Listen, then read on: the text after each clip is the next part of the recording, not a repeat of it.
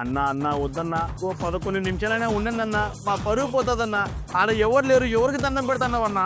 ఆ పొద్దు ఏమన్నా రేపే పులివెందుల పులి అసెంబ్లీలో దిగుతాంది. మీ 164 మందిని గడ్డలాడిస్తాది. 164 మందిని లాడిస్తాడా?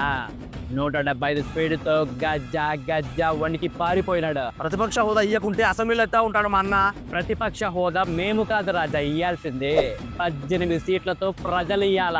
అయితే ఈసారి 18 సీట్లు గెలుచుకొని ప్రతిపక్ష హోదా తెచ్చుకొని అసెంబ్లీకి వస్తాడు నా సలార్. గెలిస్తేనే న్యాయం చేస్తా, ప్రతిపక్ష హోదా ఇస్తేనే సాయం చేస్తా అనేటోడికి రాజకీయాలు ఎందుకు?